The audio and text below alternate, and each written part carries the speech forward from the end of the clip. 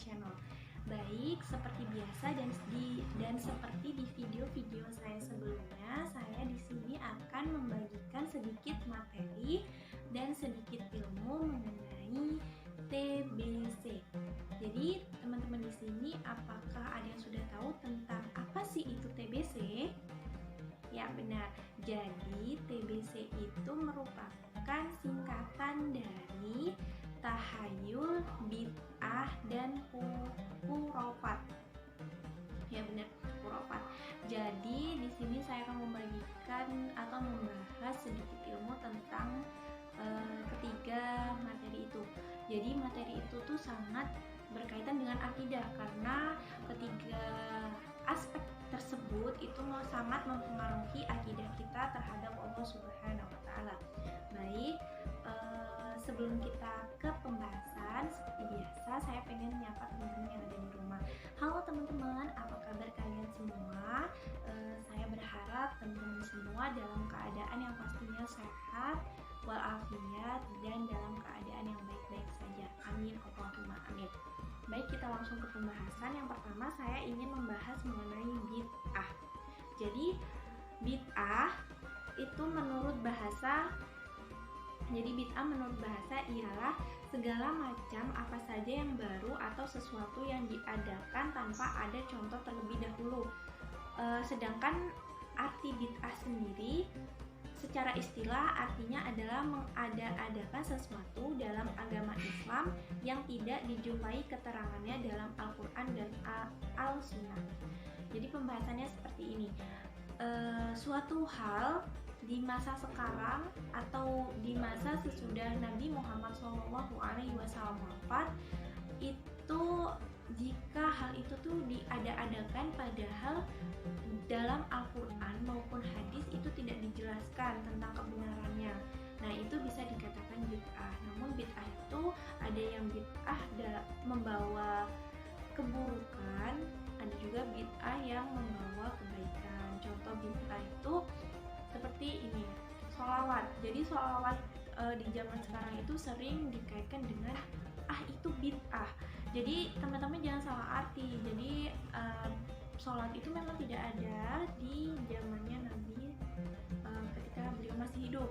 Namun sholawat itu ada ketika beliau wafat. Dan sebenarnya sholawat itu bid'ah yang baik atau dapat membawa berkah. Jadi tidak perlu diperdebatkan gitu. Ada juga bid'ah yang buruk. Contoh seperti handphone. Handphone itu sebenarnya baik ketika kita tahu penempatannya seperti apa, sedangkan bisa membawa perkara buruk jika kita salah menyalahgunakan, seperti itu. Selanjutnya kita beralih ke macam-macam bid'ah. Jadi bila dilihat dari segi fikihnya, bid'ah itu dapat dibedakan menjadi dua, yaitu bid'ah dalam segi ibadah saja dan ada bid'ah yang untuk segala urusan gitu.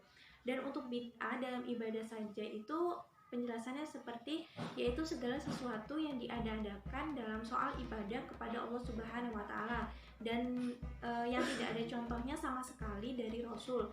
Baik, contohnya itu tuh seperti ini. Kita menambah-nambahi atau mengkurang-kurangi sholat yang sudah ada ketentuannya dari zamannya Rasulullah SAW, dan itu yang mestinya atas perintah Allah Subhanahu wa Ta'ala. Jadi jika kita mengurangi atau menambahi, contohnya sholat wajib gitu, seharusnya zuhur 4 rakaat ditambah 5 rakaat karena pengen dapat ridhonya Allah lebih gitu. Nah itu tidak boleh karena itu termasuk bid'ah. Selanjutnya ada bid'ah yang meliputi urusan ibadah. Bid'ah yang meliputi segala urusan yang sengaja diada-adakan dalam agama, baik yang berkaitan dengan urusan ibadah, akidah maupun adat. Jadi ini tuh perbuatan yang diada-adakan seakan-akan itu urusan agama, seperti gimana ya? Itu penjelasannya mengenai adat. Jadi ada upacara adat yang dikaitkan bahwa itu tuh harus dilakukan karena sesuai dengan agama. Padahal itu tidak ada sangkut pautnya dengan agama, bahkan isi-isi bacaannya itu mantra bukan doa gitu. Dan selanjutnya kita akan beralih ke pembahasan yang kedua, yaitu tentang kufarot. Jadi pengertian dari kufarot itu, kufarot berasal dari bahasa Arab yang artinya al-kufarat, yang berarti dongeng, legenda, kisah, pernyataan, keyakinan, kepercayaan bohong, asumsi yang tidak masuk akal, dan itu termasuk akidah yang tidak benar. Sedangkan jadi kufarat itu juga bisa disebut dengan al-hadis al-mustamlah min al-kidb, yaitu cerita yang menarik dan mempesona padahal di dalamnya itu mengandung suatu unsur kebohongan.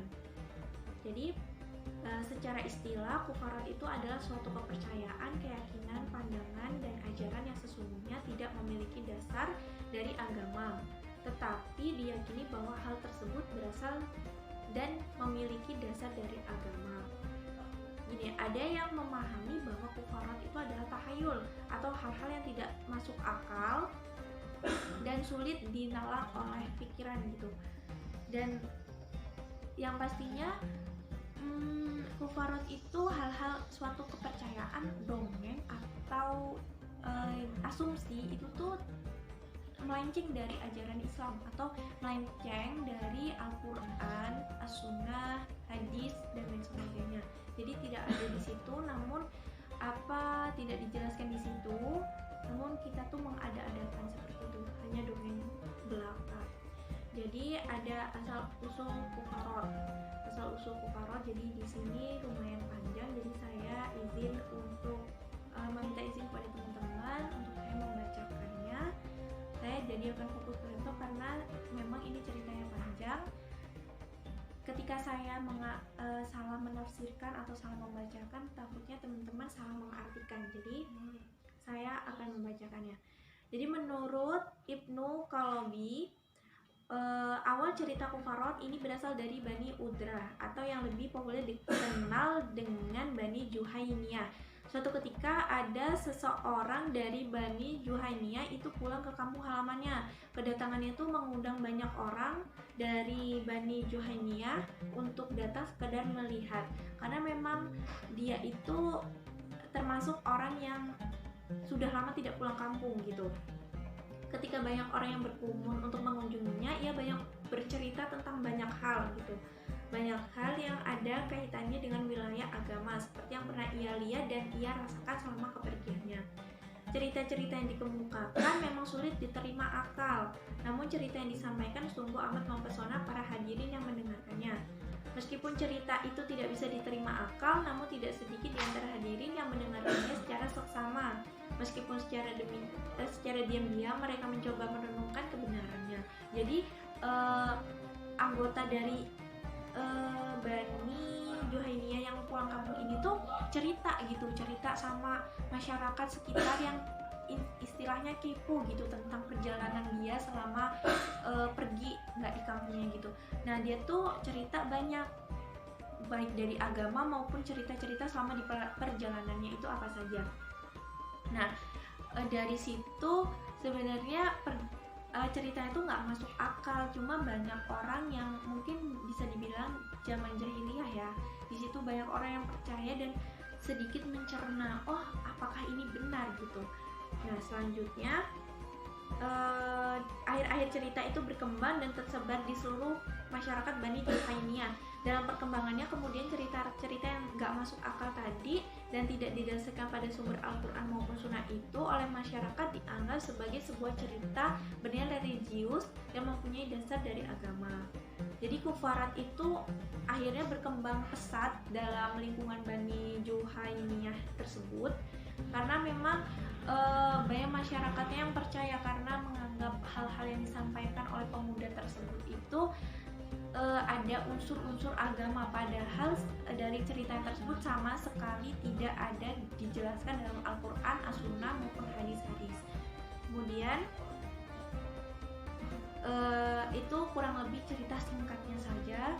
Selanjutnya kita ke pembahasan bentuk-bentuk kufarot. Jadi bentuk kufarot itu menurut Jarnawi Hadikusuma dalam salah satu bukunya yang berjudul Ahlus Sunnah wal Jamaah Bid'ah dan Khurafat menjelaskan beberapa perilaku yang biasa dikategorikan sebagai perbuatan khurafat,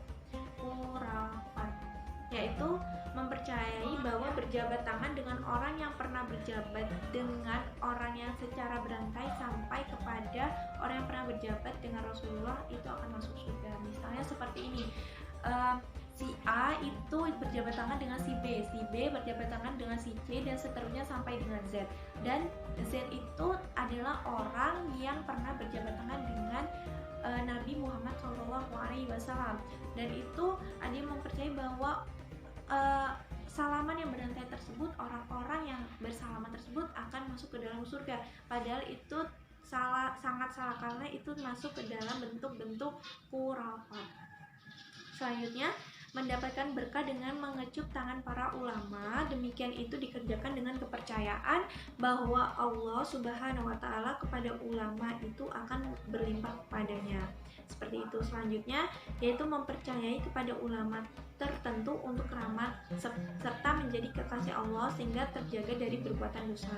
Andai kata pun berbuat dosa, maka sekedar sengaja diperbuatnya untuk menyembunyikan kesucian, tidak dengan niat maksiat. Selanjutnya yaitu memakai ayat-ayat Al-Quran untuk jimat atau menolak bala. Jadi semacam datang ke dukun gitu, tapi dia tuh pakai ayat-ayat Al-Quran padahal isinya itu tuh jimat gitu.